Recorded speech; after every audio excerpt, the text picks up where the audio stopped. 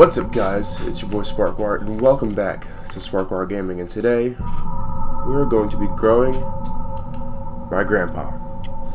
Now, this is a game, don't know too much about it. I watched Markiplier play it a little while ago, and it was just a really crazy game, and so I figured, why not I take a shot at it? So, without further ado, we're just going to hop on in here and grow my grandpa.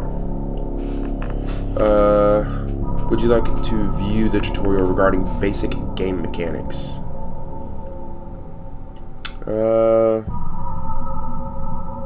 Yeah, let's do it. Let's get into this. Week 1. Now, I'm not going to tell you anything about this game. I'm just going to let the experience speak for itself, because it is quite the wild ride, I will say. I excused Adrian during music class today and spoke with her about her recent string of demerits. It was our first time meeting outside of our quarterly evaluations, and I believe it went well. I can certainly understand Mrs. Richardson's classroom observations concerning Adrian's emotional state. She was, of course, intensely shy when we first met. As I understand it, she is similarly withdrawn in her classroom activities and only speaks or acts when she absolutely must. Some things she simply will not do. Instead of participating in mandatory group activities, she will sit alone and accept that she will receive a demerit. Before the meeting, I read Mrs. Richardson's parent-teacher report, which allowed me to estimate some about Adrian's home life. The parents are well educated and come from a prestigious background, but they lack time to properly nurture Adrian. She's often alone, and when she is not, the parents seem to not understand the importance of warmth and affirmation when dealing with someone so young. Having two parents of this reserved and icy temperament exacts an inhibition in a child. The child's imagination is subdued, but only ostensibly, I don't know words, I can't read that well, just throwing that out there, for it eventually finds its way into regular life. I surmise that I would be able to reach out to Adrian by way of make-believe. How are you liking your new house? You told me you used to live close by, but, I got distracted for a second. But it still can be a big adjustment. A new room, a new school. The basement, I like that. The basement? Yeah, well, there's a lot of cool stuff. Mom and Dad sent me down there. Your mom and dad made you go? Yeah. But there's lots of cool stuff. Well, that's not why they sent me down there, though. Why did they send you down there? Fighting. They were fighting, shouting. I came in to help, and they shouted at me. They said, go clean up downstairs, so I went. That sounds tough. Do they fight a lot?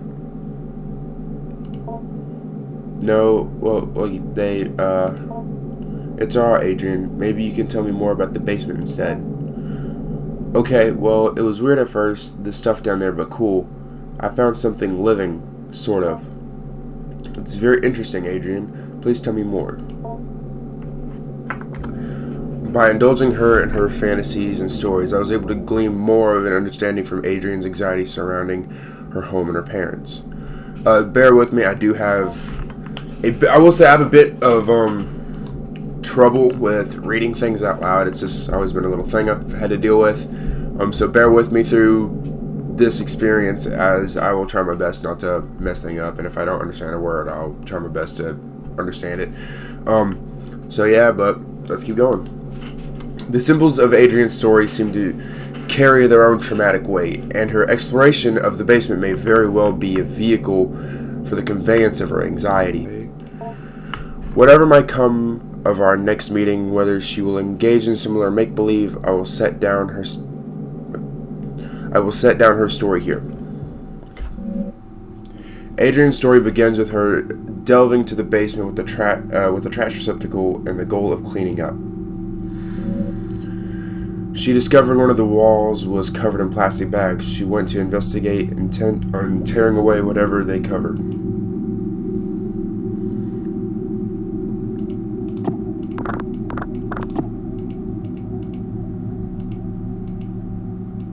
Oh.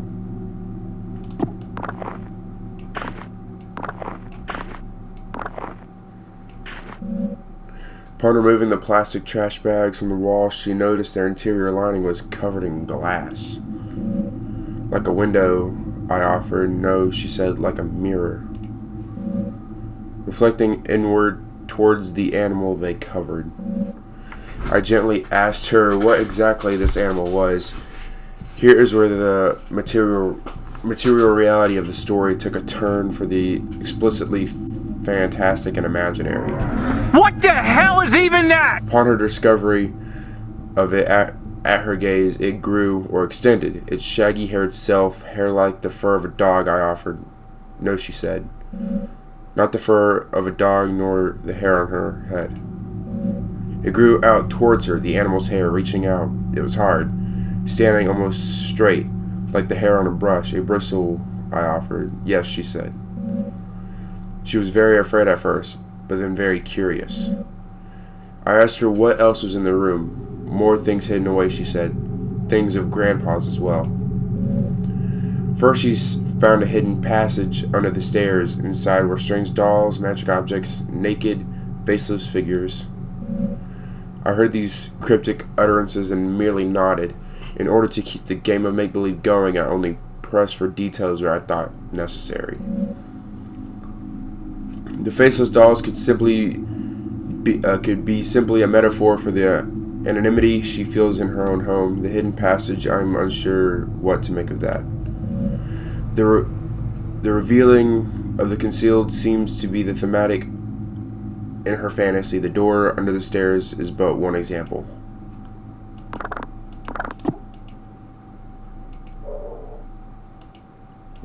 What is this? Okay, so I can't really.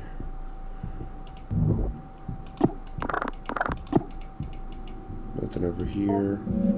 The darkness of the shadowy corner unnerves you. You cannot explore here without some form of light. Okay, so I'm gonna need a light to go explore that over there.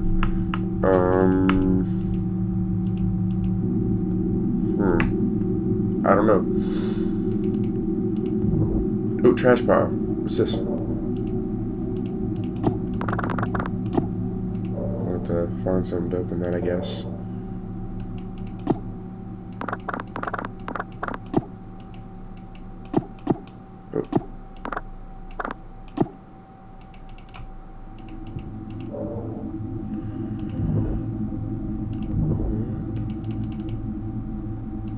Okay, so I can't explore that. There's nothing over there to explore. I can't really do anything else with. There's something like glowing right there, but I don't know if it's not letting me interact at all.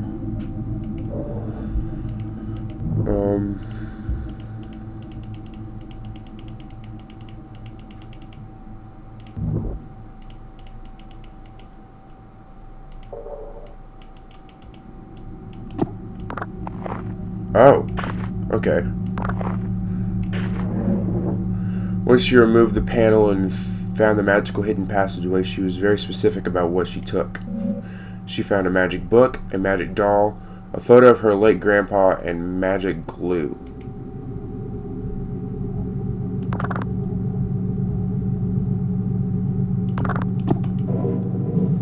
A slouching doll, its material is rough and coarse. That's creepy looking. I don't like these mannequins just sitting here. I don't know. No bueno.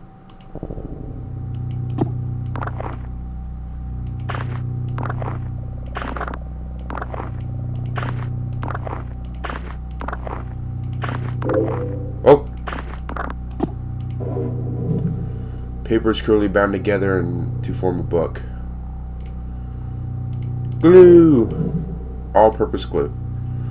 Okay, well, we're gonna keep cleaning. Mom and Dad are fighting and they sent me down here to clean, so I'm gonna keep fucking cleaning. I'm being a good kid. There's another page. I'm a good kid, I swear. You might be dirty again until next week. A photo of your late grandfather. That is... Grandpa was quite the looker, it seems. Alright. I interrupted to ask what she did with these magical, mysterious materials. Grow Grandpa, she explained plainly, and then without missing a beat, she continued on with her story. Feeling that this was a potent symbol, I stopped her again to ask what she meant. Somewhat puzzled, I did not understand immediately. She explained slowly. Grandpa lives in the cage in the other room, the cage behind the door. They grew people in the cage. Fucking huh? Growing people in cages? Oh, shit, I just clicked out of the game. Okay.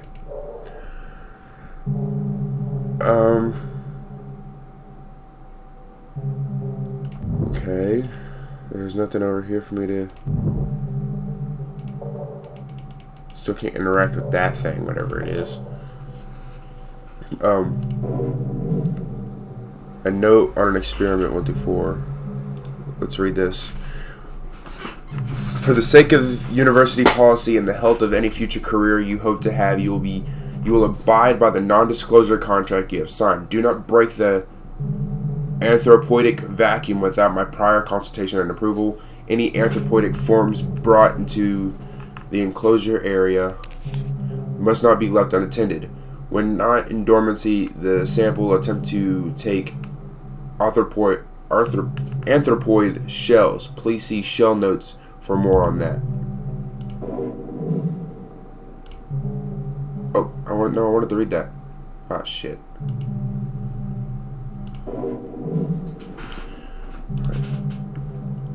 Ritual behavior with the sample, trading, bargaining will result in dismissal from the project. The precise mechanism of the exchange of symbols and gifts required for a requested desirous yield is not known, and even then anecdotal accounts of success are illegible, end in violent death. Okay. So don't trade with whatever the fuck is down here. Got it. Why do I have a feeling I'm not going to be listening to these? Regarding growth cycles, every time Whiskers regenerates and leaves dormancy, it is to be logged as a new propagation. The sample's bodily existence cannot be, this is illegible, i.e. a part cannot be cut from the whole, so there can only be one living propagation. Propagations are to be terminated after 5 weeks. Any further development puts us at risk. Termination procedures will be posted and followed with extreme care. With all of that out of the way, I want to welcome you to the project. I'm looking forward to working with you. Dr. Hart. Oh, that was weird. I heard like footsteps. I don't know if that was just me. A hastily written note. Let's read that. I have repeatedly called your homes to no avail, and so I'm forced to leave this here for you all. I found William sitting in the corner of the enclosure, seemingly severely concussed. Whiskers was gone. In none of its usual hiding places, I immediately suspected the worst. The project thus must be suspended for now. I am leaving up the usual mirrored coverings we used to keep the anthropoidic void sealed. I have done my best to lock up everything on such short notice. It is a hasty fix, but it will require some time to find a more permanent remedy. I'm honestly hoping you do not find this note, as I intend to lock the house down. I intend to race off to you to retrieve your lockbox keys.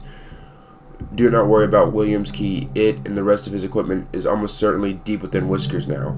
I pray you do not enter this room. No matter how it may appear, William cannot be helped and has only been kept alive as a means of continuing predation on the rest of us. I will say once again, no matter what state you may encounter William in, he cannot be helped. I have sympathy for the young man, I truly do, but I found on his person several photos of his late sister, which would imply certain risks he knew he was taking. Our extent research materials have now become possible liabilities, either criminal or professional in nature, so I have stashed them away. I believe I'll let you all know how I might do this if we were ever to experience such an event such as this. I hope you all remember what I told you. So long then, Dr. H. So, whatever this thing is, it killed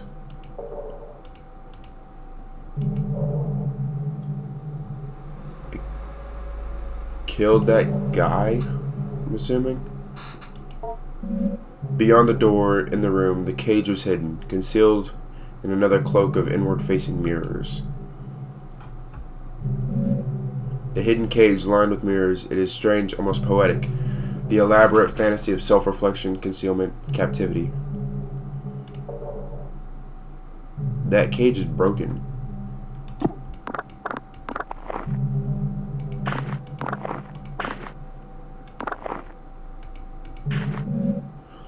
At the cage, she finally cast her spell.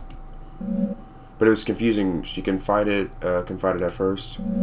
She took the magic doll, the magic glue, and the photo of her grandpa, and she combined them, and she wished very hard.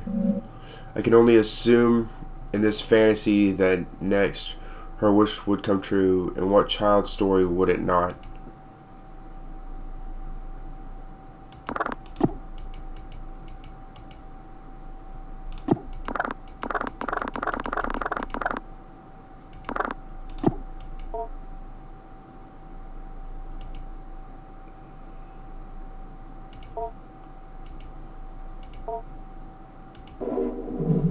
A tangible symbol of intention and desire. She put Grandpa in the cage, assuming that was part of the ritual. She was not clear on how it worked. What precise instructions she could glean from her grandfather's magic book was complicated by her reading comprehension. She wished with all her heart, and then she told me she waited a while for anything to happen. And after that time, she began to cry. I cried really hard, she said. I wanted Grandpa to be back. I wanted my parents to stop being so mean. And it hurt me. It hurt me wish for Grandpa to come back, for my parents to be different. I could feel it through the walls, and it felt me through the air. I asked her what exactly she meant. She could only repeat what she said. By this time, lunch was almost over. I said goodbye to Adrian, and she left to rejoin her class. I was up to consider our conversation. I believe the storytelling strategy I've employed was not unfruitful, but I must probe deeper if I can. Although I can be sure of nothing I interpret, the impressions I get may begin to help me get an idea of the right questions to ask. Knowledge you acquired this week has given you access to certain topics or keywords you can discuss with Grandpa. Wish. Consider discussing this with when Grandpa emerges. You've also gained the following keyword. Consider discussing this with... Okay, that's really fucking weird. Discuss keywords? What in the heck? Bloody hell. I met again with Adrian in order to address her emotional outbursts in the past few weeks. It is our second time meeting, and while it is standard practice to have multiple sessions with a troubled student, as I assemble a report for the counseling department, I could not help but think, as we sat down in my office, that Adrian already seemed to show remarkable change in self-esteem and confidence, and perhaps my and Mrs. Richardson's estimation of her as emotionally disturbed was erroneous. The paralyzing shyness and withdrawn attitude Adrian possessed last week was not entirely diminished, but she seemed to hold herself differently this week. However, this only lasted as long as our conversation pertained to initial introductory pleasantries. When I began once again asking about her parents, her feelings regarding her new school and her new home, she quickly lost what new confidence she had gathered up and withdrew again into herself. So once again, I partook in some collaborative make-believe, but this time I was aided by the fact that I had managed to do some research into Adrian's grandfather, and I had some insight into what she might actually be finding in the basement. Now, this may be overstepping my bounds some as a school counseling caseworker, but this was all in the service of making Adrian comfortable and happy in this learning environment. In any case, I was able to dig up information regarding the grandfather by inquiring at the university in town. Not that I make it a habit of sleuthing, but I had a suspicion that the grandfather was a professor there, or at least some sort of researcher, due to the fact that the newly constructed laboratory on the campus I drive by every day bears his name in memorial. He was some sort of anthropologist or linguist or neuroscientist. I did not have to dig that deep before the scope of his work became dizzying and I ran up against the limits of my undergraduate education. But back to the make-believe. What is your grandpa like? Is he a smart man? Not anymore. But I'm teaching him. So he's grown a good deal then. You've been feeding him well? Yeah, he's getting bigger, but he has a lot of room in his cage. He's still behind the bars. Also, let's just take a second to acknowledge how fucking creepy this little kid looks. Just like, the whole fucking vibe of this shit is just terrified. Like, even I'm playing this in the daytime, because I knew if I played it at night, it would scare the shit out of me. And I'm still fucking terrified. Just like, the whole bag. What kind of classroom is like this? Where it's just dark with like, probably like one light just flickering. That's like, I don't trust that. Yeah, well, he might be able to climb out eventually. There's this vent in the ceiling. Well, perhaps if he climbs out, I can meet him someday. Yeah, maybe.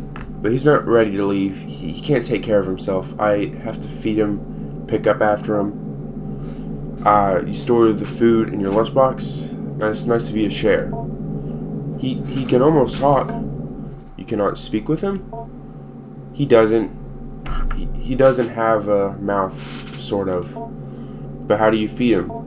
He has a mouth on the outside, on his shell, or the stuff that is a skin. I'm a little confused. Maybe you can go through a typical day with your grandpa?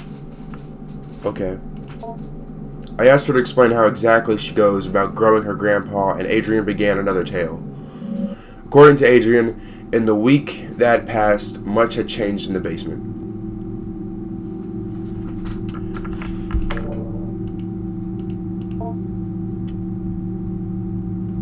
Oh yeah. Oh, I got glue. So I got the glue. Oh, the lunchbox is good. Okay, so I gotta seek out food for Grandpa. Got it. Should go see Grandpa first.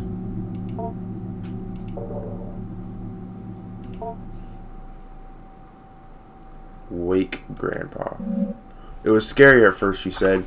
The way he moved, the way the doll's skin covered him. I wanted to interject. This somehow seemed inappropriate, but I kept listening. When I look at him, she continued, when I think about him, he grows and moves. It's like he's growing for me. So he's growing bigger now, I asked. Yes, she said. Bigger every day. What? What the fuck? What the fuck? Oh, that's a... This begins the actual growing part of growing a grandpa. Beneath the doll's burlap skin, the follicles knit together what resemble a proper person, your grandpa. You are in charge of its cognitive development and diet until it is able to sustain itself.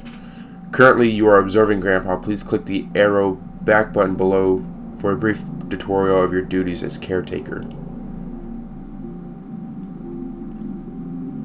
Grandpa. That's fucking creepy, dude. Oh, shoot. Okay, go to the kitchen corner.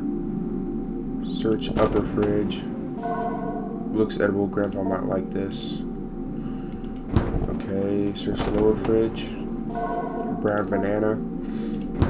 Is there anything over there? Prepare food. None. Banana. Okay, so it seems like at some point I can get some unappealing items, it said, and I can combine that to make food that Grandpa would like. Study corner. Okay. Those. Oh. Oh. What's this? A set of procedures regarding disposal / interment. The researcher will seal off the enclosure bars, ensuring minimal gas leakage during the later fumigating process, and then retrieve the burn barrel and place it near the enclosure. Okay, give me 1 second. Allow at least 48 hours of time where the current growth cycle experiences no human-related stimuli. Do not enter the enclosure area nor any part of the basement. Ideally, you will not be on the grounds at all. After 48 hours, 2 researchers will enter the basement wearing their assigned mirror masks, mirror apron, and powered air purifying respirator. The researcher will use the vent system to fumigate the enclosure area, wait 30 minutes, and then use the fan system to ventilate the enclosure. Keep the fans running during steps 3 through 4. Re-enter the enclosure area wearing your assigned mirror mask and aprons. The organism may or may not be in complete dormancy. If it is not in full dormancy, be assured that its capacity to act against you will be greatly diminished. With your assigned power drills, quickly remove any enclosure bars needed to access the organism. Put them aside for later reinstallation. Put the organism into the burn barrel. Incinerate the organism thoroughly. Wait for any smoke to be properly cleared by the fan system. Turn off the fans. One researcher will retrieve the nucleus from the ash and play it in the mirror box. The other researcher will sift through the ash and place any other substantial remains in the biohazard bin in the room outside the enclosure area. The bin is locked for safety purposes. Oh, there's a code. Gonna have to write the code down. I had a little book. Oh, there we go. We writing shit down in here. Okay. Code is 323245. Okay.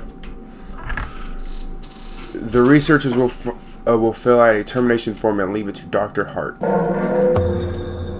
Biohazard bin.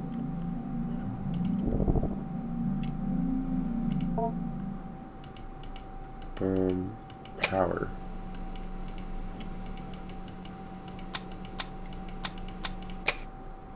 Okay. Search. Oh. Cashews. Okay. Okay.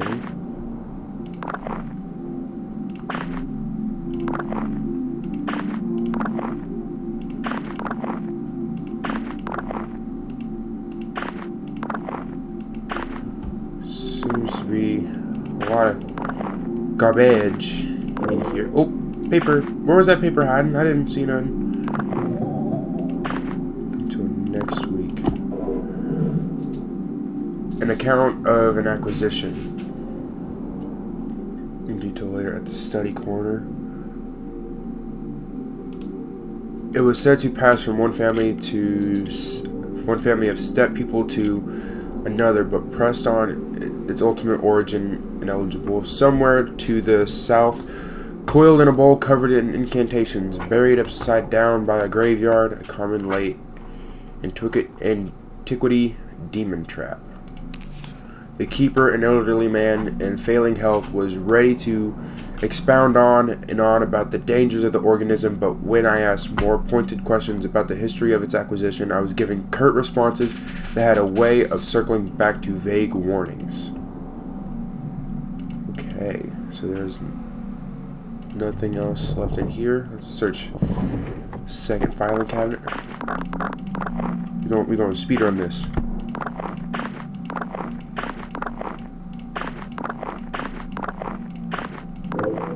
Oop. We're just gonna go ahead and get everything cleared out of here.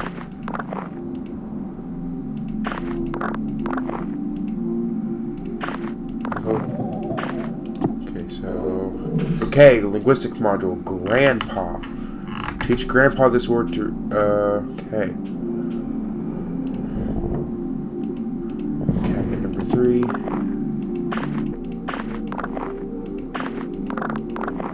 Oh.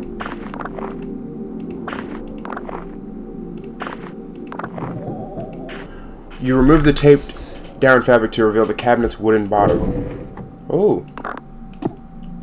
So it was taped down. Okay. Notation regarding sample exoskeletons. Let's read that now. Research participants, please note, each growth from a cycle does not require a shell, but you may find the sample will often try and seize on something somewhat flexible it can grow into. Along with any Desiria sealed and may generate, or else it will move from one shell to the next as it outgrows them. In the small amount of time I have spent with in preparation, I have noticed it tends towards human forms. However, we should keep a tight lid on the anthropoidic seal in order to be cautious before we begin to experiment with exposing it to long-term anthropoid stimuli. So it's kind of like a hermit crab, or it goes from shell to shell as it grows. Cleanup procedures. To my colleagues, I don't mean to be overly severe in tone, but Dr. Hart's work is very important, and the material we are working with is potentially very dangerous. I will be handing out a copy of this note as a reminder to everyone. I am not trying to single any particular person out. We all have misconceptions about the nature of this project from time to time. With that out of the way, here are some things to keep in mind. The act of growth must be thoroughly terminated via the correct procedures at the excuse me, at the very least 4 weeks after dormancy is interrupted.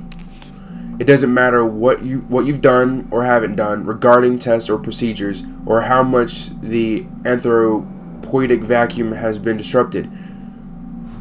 We are not ready to go beyond 4 weeks at this point. A step-by-step guide to termination has been posted by the enclosure wall. Please do not place the educational posters over this posting.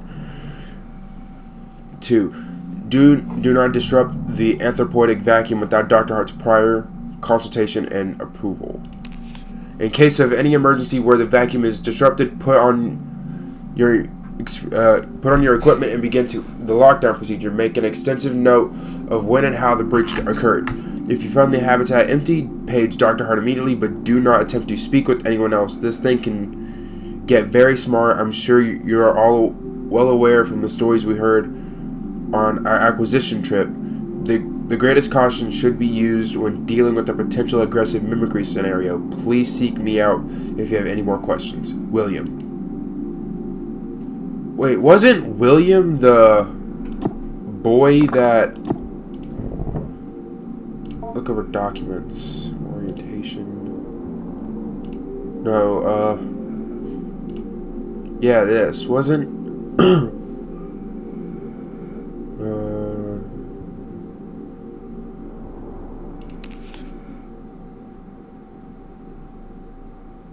Yeah, William. He... So, whatever whiskers, whatever that thing was in that first room, it killed him. From what I'm understanding. Okay, so... Let's go to Grandpa. Oh. Hi, Grandpa. You can see him out there just sitting in his chair. Observe. You examine Grandpa, noticing his movements, respiration, and general mood. Grandpa seems sort of sluggish and bored. You get the feeling it may become more content and readily cooperative once fed and taught a word or two. Let's feed Grandpa? Alright, let's feed him. You approach a small window set. Ah! So I'm assuming it's over here.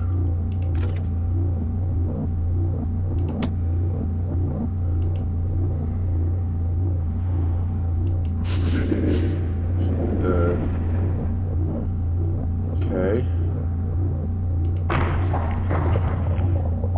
The meal appears to have been sufficient.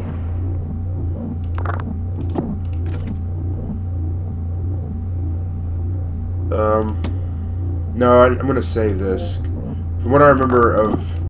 You're a fucking idiot. That. Eat the cashews, buddy. Oh, I don't like that. That pulsing. I don't like that. Okay.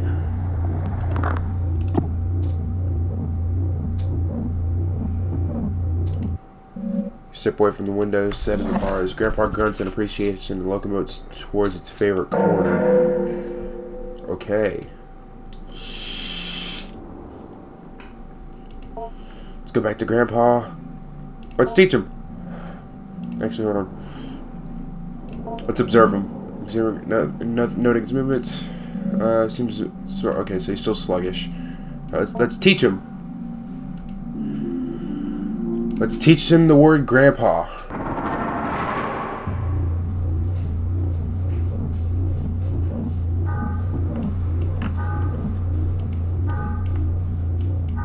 Well, this is what?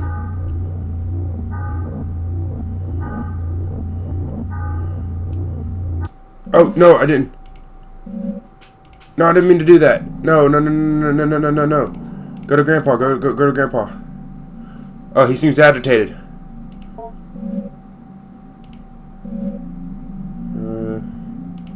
He's standing up. I don't like that. Let's teach Grandpa. I didn't mean to.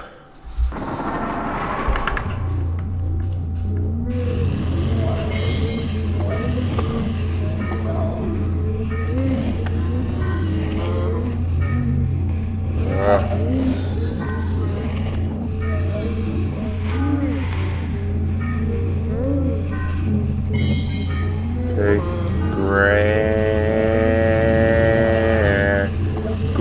Say it with me now. Grand.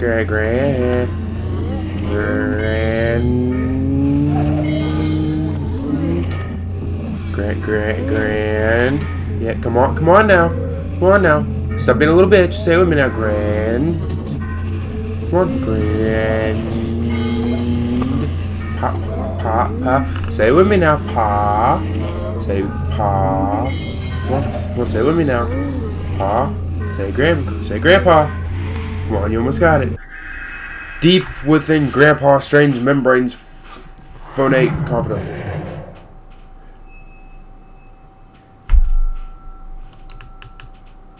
That didn't sound like Grandpa at all. Not at all. Close enough, though, I guess. Having completed the lesson, you take a look at the back of the vocabulary module card, and notes were written by administrators of the past. Usual trouble with articulation, voice thin, equal raspy, possibly underdeveloped larynx. Module comments see below. We have done several sessions of what we are calling familial relation simulation. I and co-researchers sit in chairs opposite the enclosure. We are wearing the usual masks, and we begin to act out a scene, mostly through improvisation that might roughly resemble a kitchen table conversation between immediate family. Repeated trials would reveal that although our simulated conversation was purposely vague and unspecific regarding persons and identities, we would only address each other as brother, father, sister, etc., etc. It soon became apparent that the encoded information and associations we unconsciously drawn up when hearing and speaking these words was being picked up on by Whiskers and its psi-type field of reception / interpretation of brain / mind events / semantic content. My co-researcher William noticed this in a simulation where Whiskers was given a role as a sister and he was a brother. I was the father. Whiskers began responding to certain prompts with unusual specificity as well as general pattern and timbre of speech that continued with unusual consistency. Man, I hate not being able to read out loud. It's fun. As soon as the simulation ended and we left the enclosure area, William let me know that Whiskers was almost certainly drawing from encoded memories of his late sister. Mapping out exactly what regions and centers of neural activity are intercepted by the psi-type field will take extensive neuroimaging that we do not have at this site. Currently, we only have less precise portable equipment. However, our experiences so far are eerily in line with folk knowledge and folk explanations regarding the being's access to desires, and we can begin to infer it has access to certain portions of the limbic system and the ventral temporal cortex.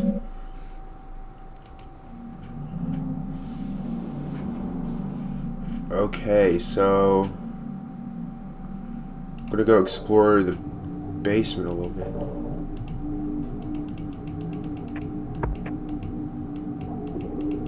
What? I heard a sound.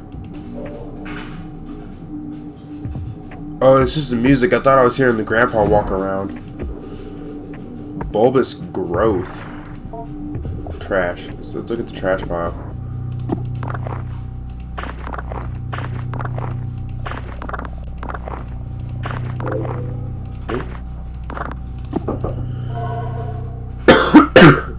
Corroded battery. This isn't really food. Grandpa might eat it, however.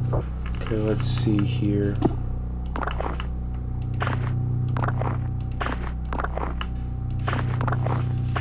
So I found a battery to feed Grandpa? I don't... Why would I feed Grandpa a battery? Oh. Oh, a new word to teach him. That's gonna be fun. Okay, let's look at this bulbous growth, though. Something appears to be growing from the wall. You take a closer look. Pulsating sac. The slimy membrane that is its skin seems to contain something. Might be able to open with a blade. Okay. I can't go over here still. Yeah. Ooh, cabinet. That wasn't... cabinet.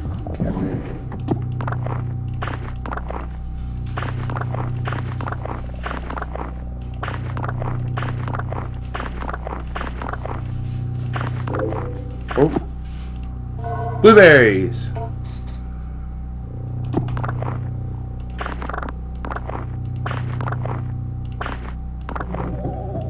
Okay, so there's nothing else in here. Top drawer.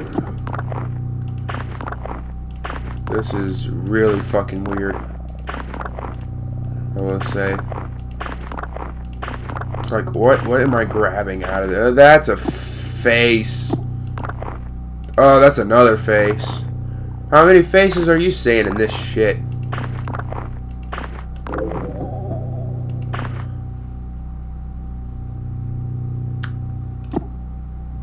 I don't like that. That right there, or that right there, or the acquisition. You know what? I'll read that later. I'm gonna get away from the bin of faces. Key. Safe key. 1951. I'm gonna have to go. I'm gonna have to find a key for that. Trash pile. Search painting.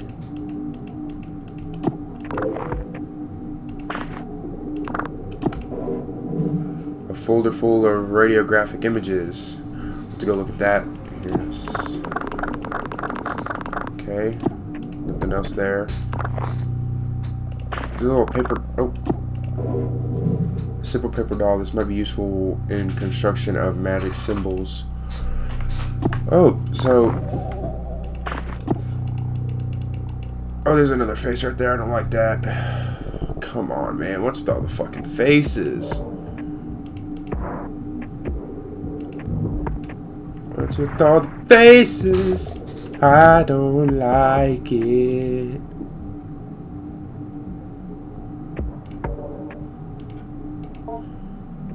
Hi, Grandpa.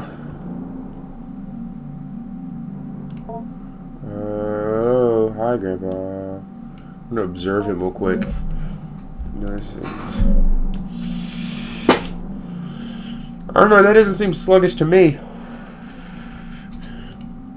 Seems like he's very good to go on a murder spree. No response. Let's teach Grandpa. Let's teach him hello. Let's teach him how to say hi. Hi, Grandpa.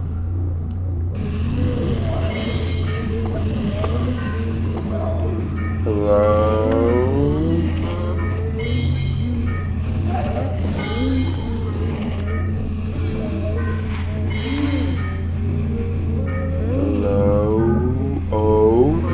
Yeah, hello.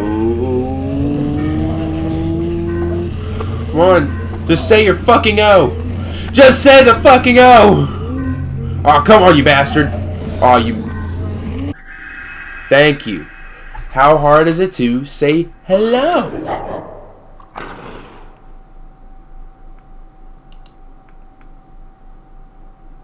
No.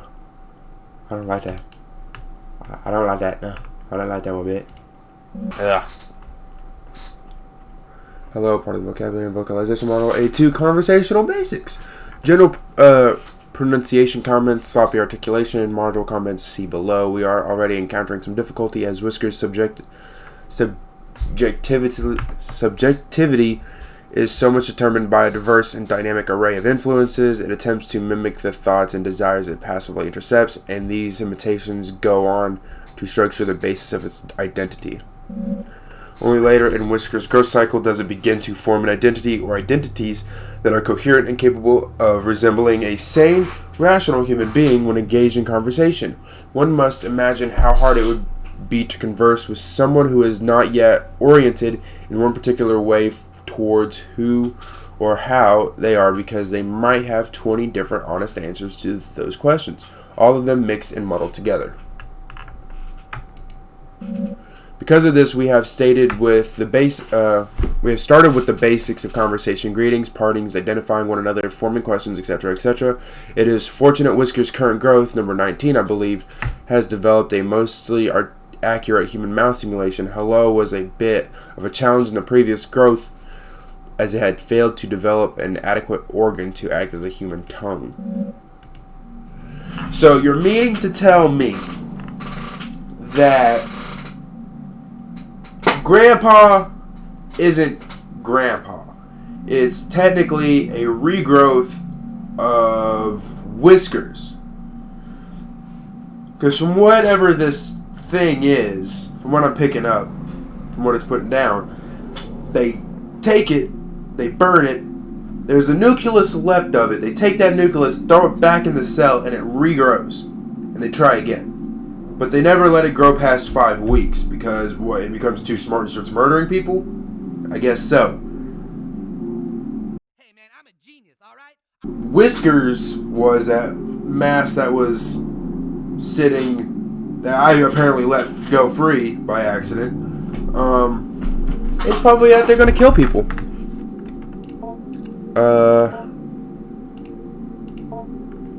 Unappealing item. Battery. What? Do I not have? I thought I had. I accidentally fed him the banana. Son of a bitch. Let's go talk. Let's see if we can attempt to communicate with Grandpa. Accedes to your request. It approaches the bars and begins to unknit its skin. The inner Grandpa, though still not fully formed, is revealed. It may be fruitful to speak with it if it can respond. What the hell is even that?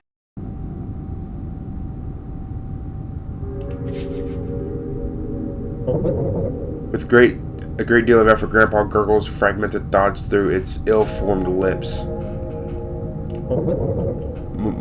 Mother, will Father, new lives out of the air. The dark spiny filaments that make up the majority of Grandpa's body begin to oscillate rapidly. There, beyond your eyes, I can taste it. Ask about Grandpa's shell. With a great deal of effort, Grandpa gurgles fragmented thoughts through skin, my body, all human skin around me. Give more. Grow more to fit. Okay. Biohazard bin. However, it fails to produce more than a wet, frustrated, sputtering noise. Okay. Bye, Grandpa. So that's just its shell. I don't like that. Nope, don't like that. Okay. Knowledge you acquired this week has given you access to new conversation topic with Grandpa to discuss. Language! Nice.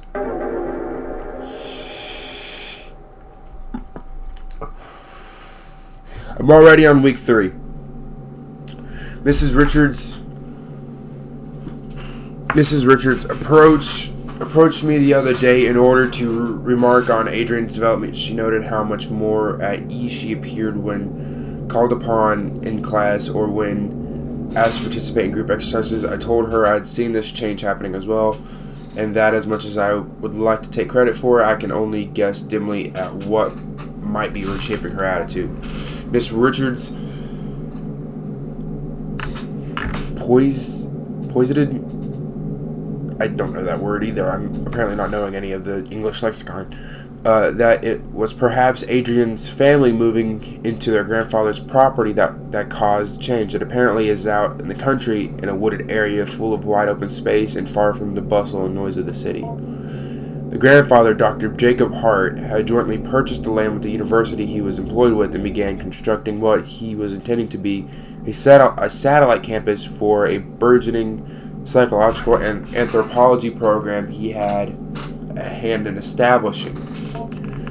Only one building ever ended up being constructed after Dr. Hart died in a car accident when driving back from the property one day. Eerily, at the exact same time, a grad student who was assisting Dr. Hart on some sort of project at the property vanished without a trace. That's William. William disappeared. That motherfucker got. That's that.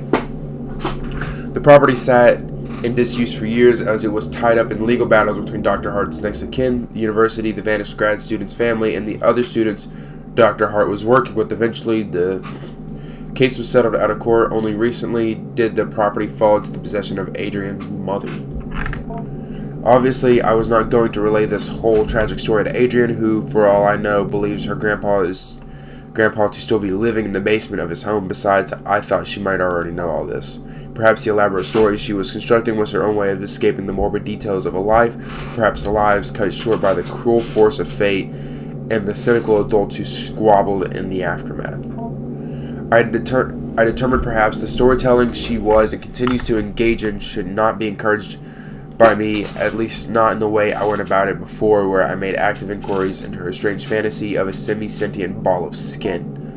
When I saw Adrian, I did not bring up her grandpa or ask questions about his growth. Adrian could not stop talking about it. However, I had no choice but to weather her bizarre and enthusiastic effusions about her new best friend. Adrian, maybe we can talk about something else. I'm not sure I'm following you exactly. He's gotten so big, he has so many whiskers that come out and I can see them move around when I think about him. I'm not sure what you mean. I'm so happy Grandpa is back. He's so much cooler than Mom and Dad. Once again, for what it's worth, I have put down the story she told me as best as I could. Adrian once again told me about growing her grandpa.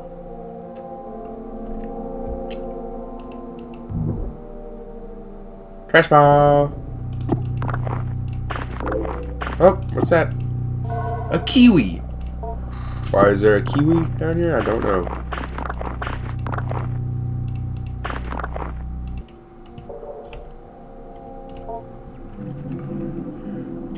Let's go to the study corner. Medical imaging device.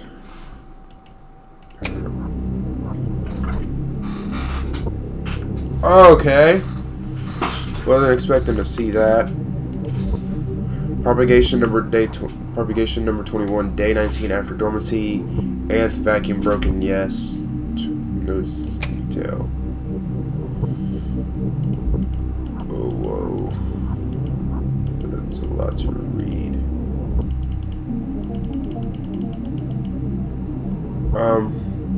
I'll go back through this at some point. I don't feel like reading all that. Day 0 after dormancy and vacuum broken, yes. Term at 6 days. Day 14 after dormancy and vacuum broken, 16 days. Day 10 after dormancy and vacuum broken, no. Term 12 days.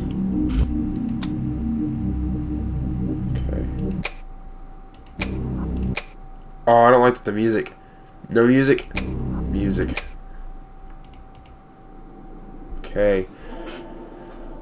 Examine the posters. There ain't nothing here. Okay, because I took those bitches down. Let's search these filing cabinets. Before I go speak to Grandpa. Let's do a potato.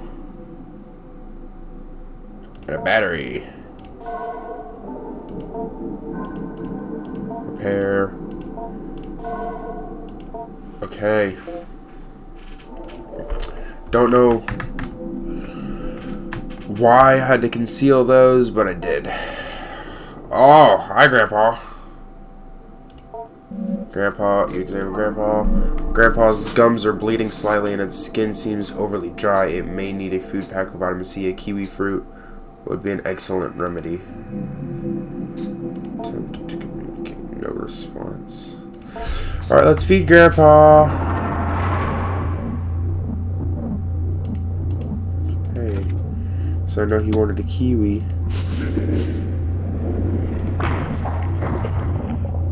I don't like the undulatingness of it all. Let's give him...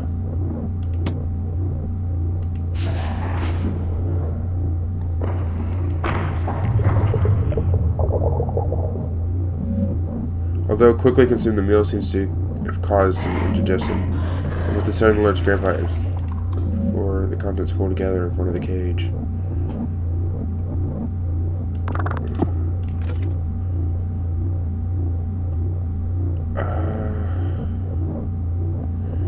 You want some cashews?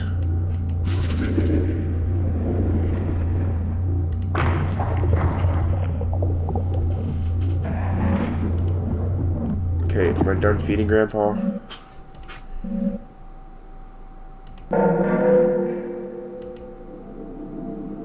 Okay, so I need to feed Grandpa some more. Come here, Grandpa. I'm gonna feed you another... Let's feed you some fiberglass. Or insulin. What does it say?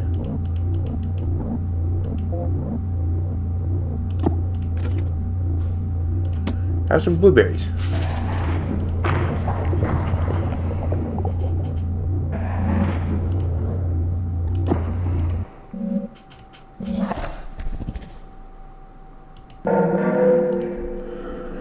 Okay, so research the stomach, explore the basement.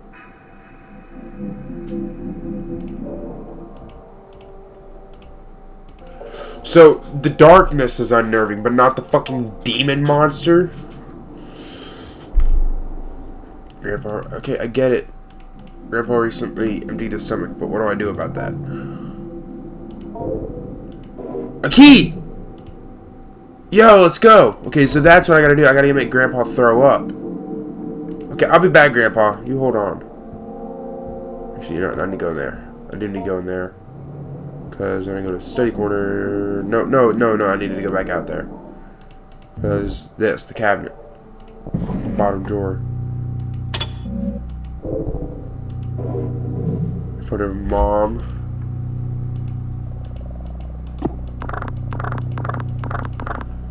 What about this stuff? Is that it?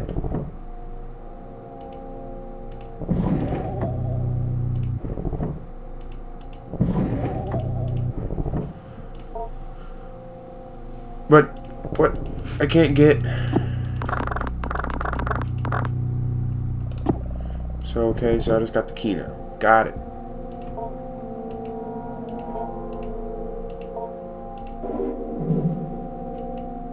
Attention and desire. Okay. So I have that now. Can I open it with the key? You know, just stab it with the key, just cut it open that way? Apparently not. We're gonna save the game. We're gonna go to Grandpa. Do I want to offer it the mother doll? Offer it the mother doll. Okay, never mind. Attempt to communicate. Closes the bars and begins to unknit its skin.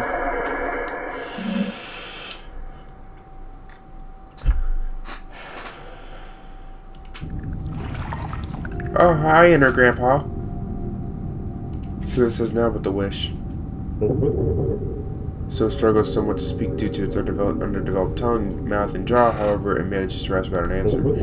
Hunger is not enough. On the walls of the cave, the Arok can be hunger transformed. Desire is fulfilled by pain.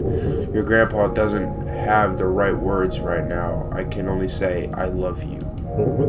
Love is not enough, though. Desire is not enough. Project it outwards. Make it true to yourself. If only in symbol, then it will be enough. For me and for you.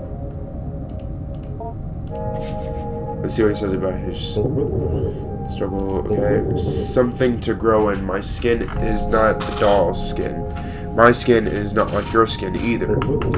I can still feel your eyes on me inside my shell.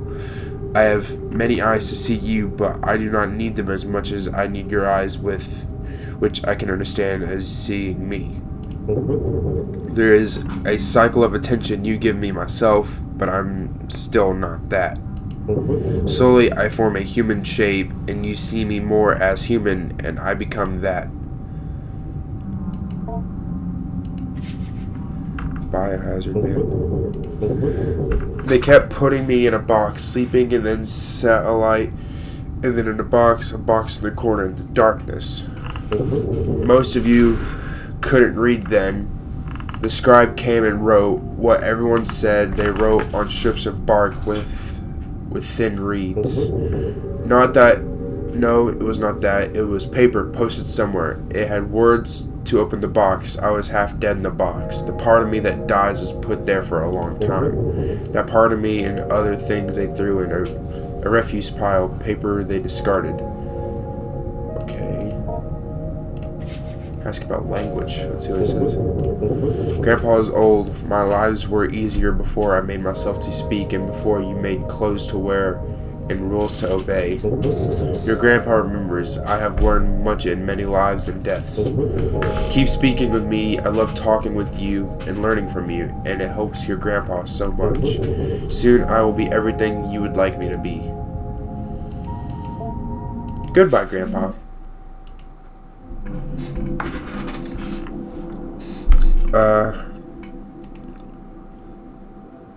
Observe.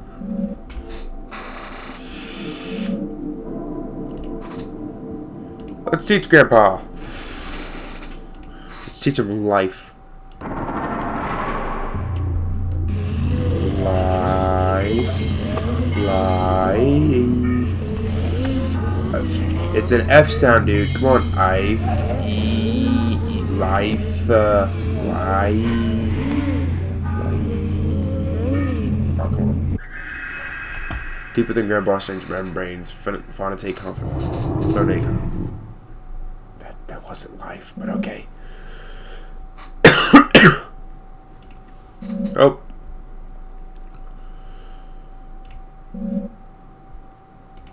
I'll look more into these notes at a later time. My throat's getting kind of sore from reading so much. Because if you haven't watched this, I'm filming this like a day or two after the Turnip Boy video that I just posted, and I still have a bit of a cold, so my voice and stuff is still not 100%.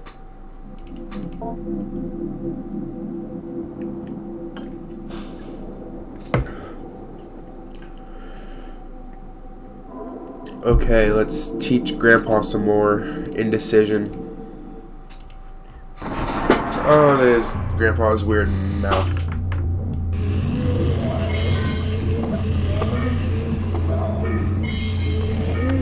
Oh, he's moving it. Moving it. Moving it. Moving it. Moving it. Moving it.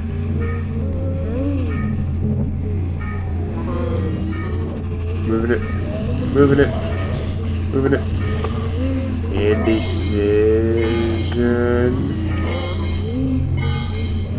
Oh. Oh.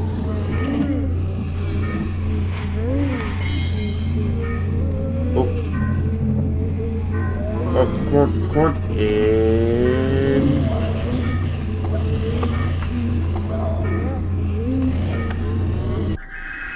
deep within Grandpa. Finally. Oh, Lord. Okay, that sounded almost like a decision. He's getting closer. I don't know why I pronounced it with a 3 and an upside down E and yeah. Having completed the lesson, you take a look at the vocabulary card. Okay.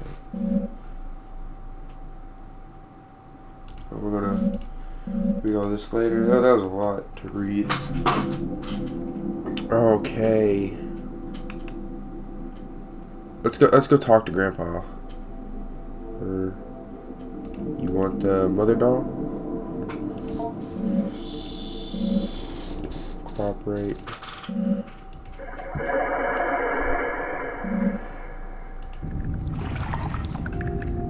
I don't think I have anything else to ask him about. I've already asked him about this. Yeah, it's all the same.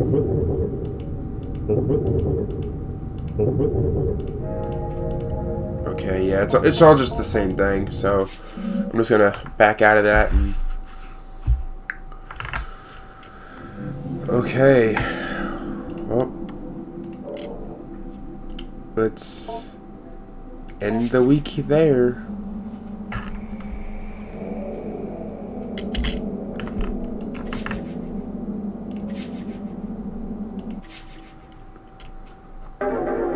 Week 4. I got 1 week left after this.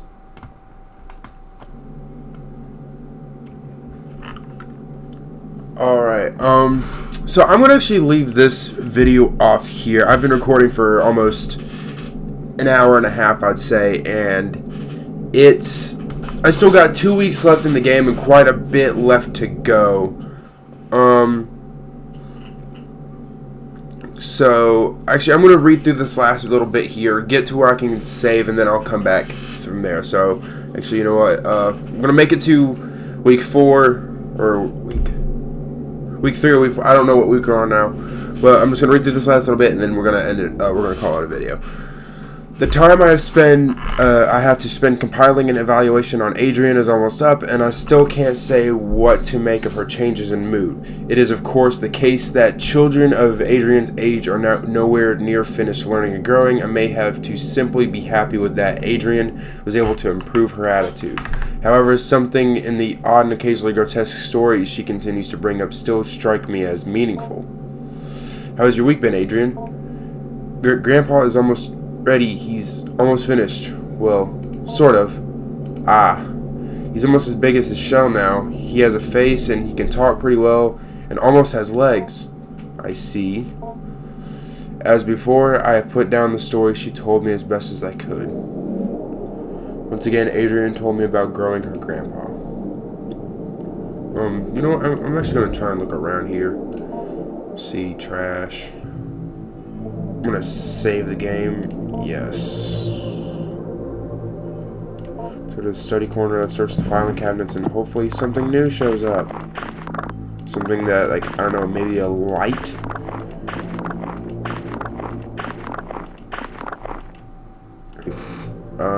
Kitchen corner. Jackfruit. Fridge. An apple. I got an achievement on the Gourmand Grind. Grind. On the Gourmand Grind. Apple. Put the bar soap and conceal that. Okay.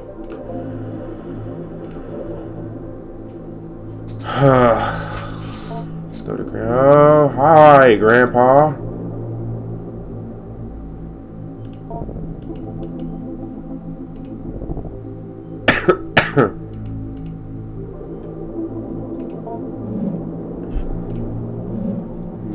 Anemic, some of its spines appear brittle, iron-rich meal like meat. I need to feed Grandpa something that will make him throw up.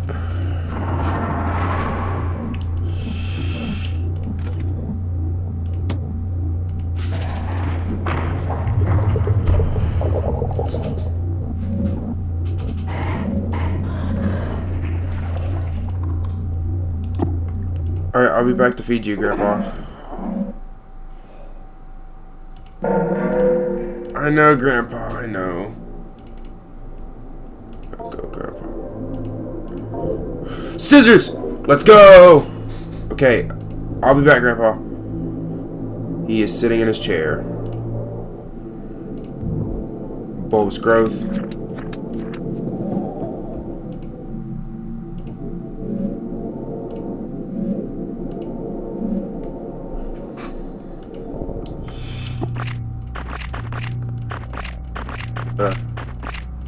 Should be making Grandpa throw up a lot sooner. Who knew? Let's see here. Is there anything I can feed to Grandpa? Is that? Nope.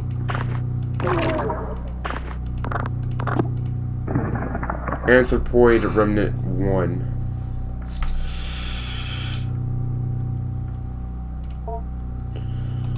Well, it said he was needing something with meat. So there you go. Little friends. Let's examine into the cabinet.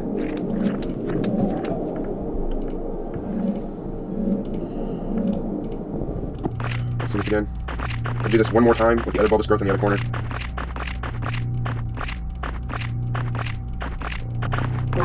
Oh, that scared the shit out of me. Hi. I didn't like the way it popped out at me. I didn't like that.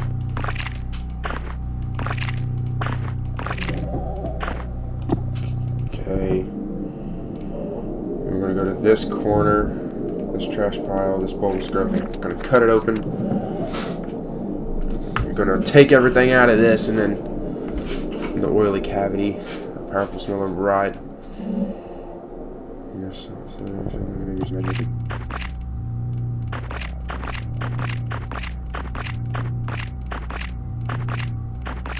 I don't like the squishy sound.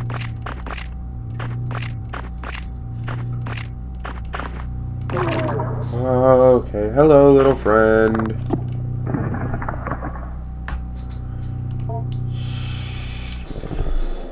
Okay.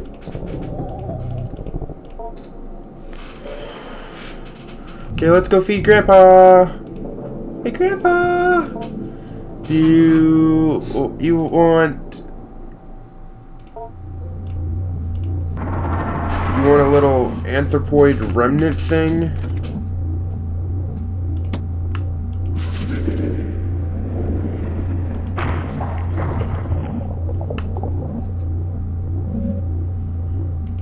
Particularly offering a flesh stir, something like that. Where your proboscis-like appendage begins to emerge. May be worth taking a look at after the feeding. Proboscis. Let's feed him another one.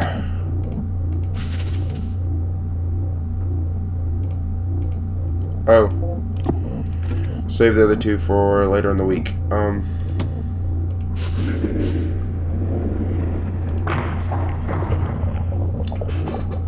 Still don't like that undulatingness. Okay, we're gonna do...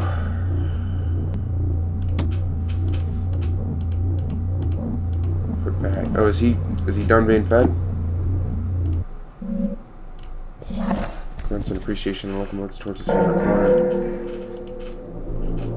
Except if... No, I need to feed him one more time.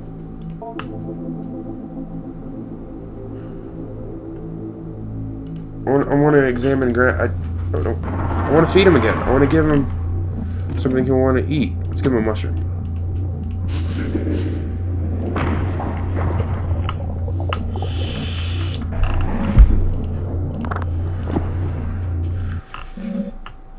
Yeah, Grandpa does seem to be looking a lot bigger now, and I don't like that quite a bit. I don't like that one bit. Proboscis. I don't like that how put that Grandpa's proboscis is out. Examine proboscis. You motion to Grandpa to approach and point to the thin protuberance. Grandpa silently ambles closer to the balls and fully extends it towards you. A minuscule needle extends from its tip. There appears to be one more thing you must give, if only for the sake of what?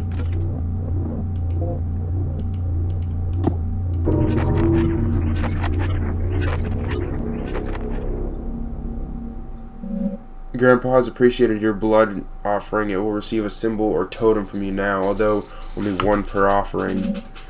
As the blood-fed proboscis retracts back into the fold of the fabric, you step away from the bars. So he's accepting totems now, okay? You are... A symbol. Grandpa's spines quickly reach out and envelop the doll before drawing back. The doll quickly vanishes within the folds of Grandpa's skin. Constructing, then offering your mother's image to Grandpa, symbolically sated by blood, instills in you a concrete sense of completion. Grandpa gives you a soft, affirming grunt as it senses deep within your mind the ritual transformation of your desire. Although Grandpa must receive both the mother and father totem before fulfillment of your wish is assured.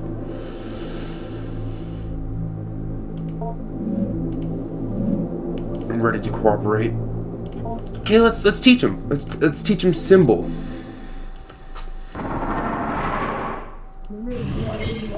Sim. Okay, Grandpa, come on. You know this. You know this one. Symbol. Symbol. Come on. Stop being a fucking bitch. You're just say symbol.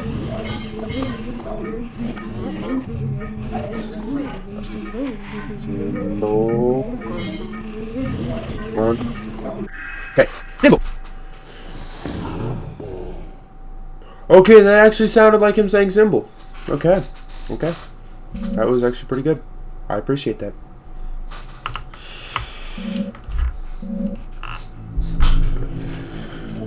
We go back to Grandpa and we're going to teach him one more word. We're going to teach him meaning.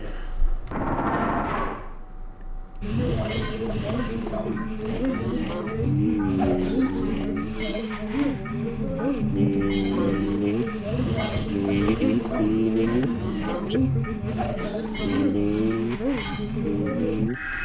Woohoo, let's do this. Minin. With whiskers partially or perhaps for the most part for the purpose of determining the origin of its origin. Dr. Hart has begun to theorize that in the process of death, the structure of whiskers is compressed back into morpholytic nucleus, and then later upon re-establishing the nerve netting that is laced through its spines is slowly reassembled and redeployed as needed. I do not think this is the case, for I can plainly see that for growth cycles in which whiskers is not receiving our pronunciation and vocabulary lessons, that its capacity general for comprehending its environment is greatly diminished, and in the simulated conversations we carry out, Whisker struggles greatly or else does not participate. In any case, we will press on with our lesson and heed Dr. Hart's caution regarding terminating the growth cycle before Whisker's allotted growth time passes, or if it appears to becoming just a little too competent to appearing human. You step away from the bars and store. Okay. See, that's the issue. Grandpa's becoming more like a human now. And Dr. Hart, Adrian's grandpa, is not actual grandpa, isn't here to put an end to this shit. Exceeds your request, it approaches the bars and gets under its skin. The inner grandpa, though still not fully formed, is revealed. It may be fruitful to speak with it if it can respond. NANI?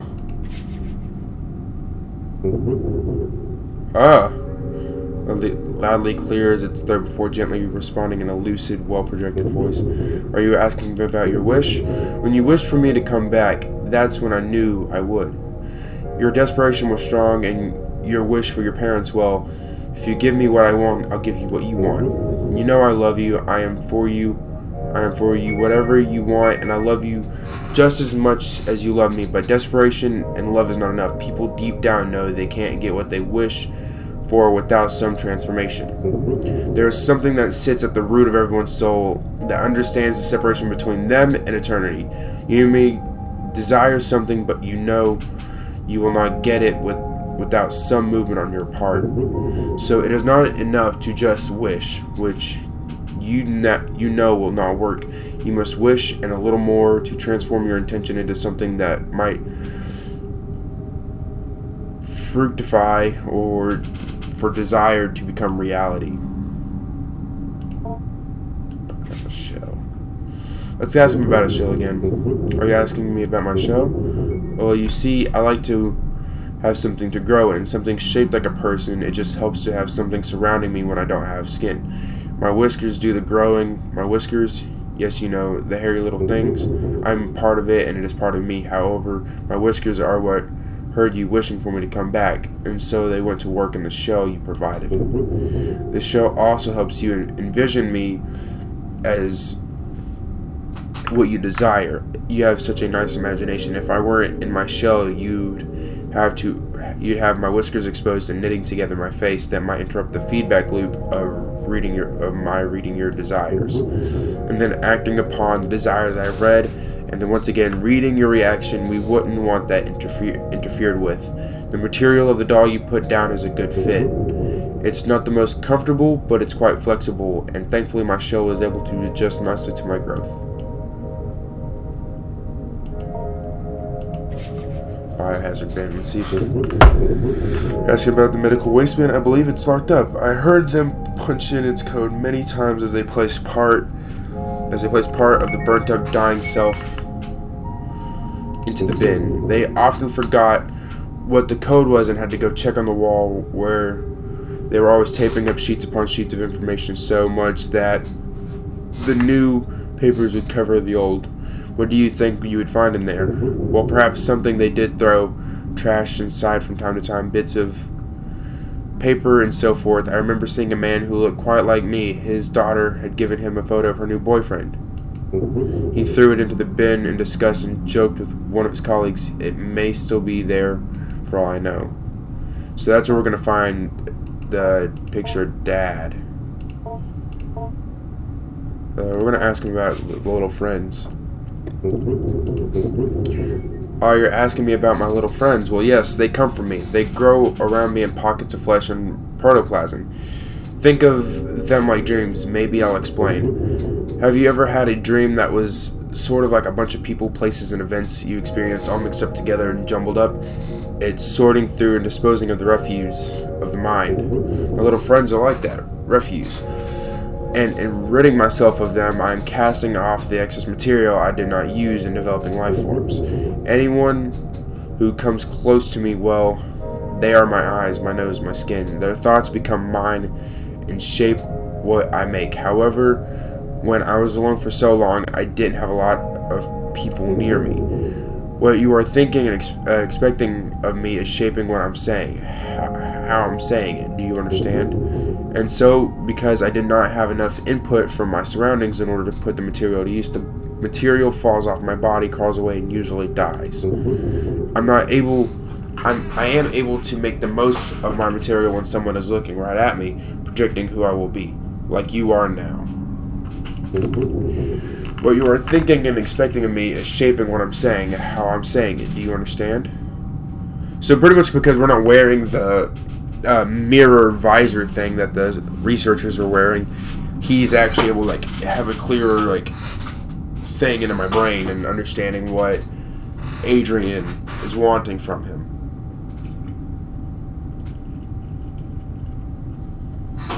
Man, this is some crazy shit. Grandpa's proboscis.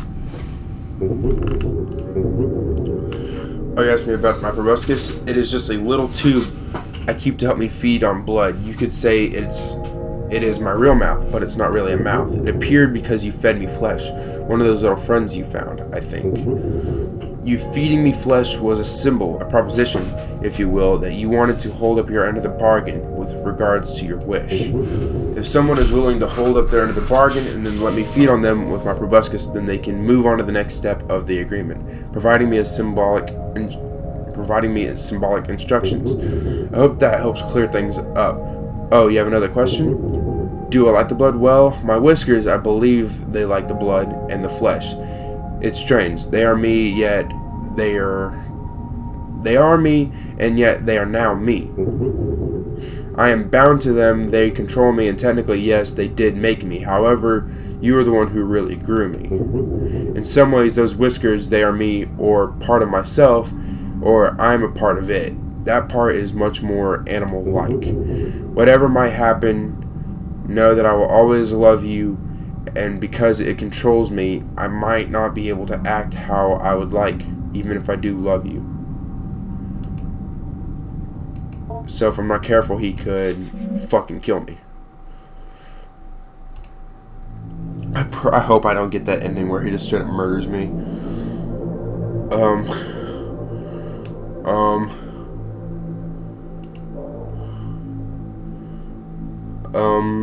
I don't know what to do.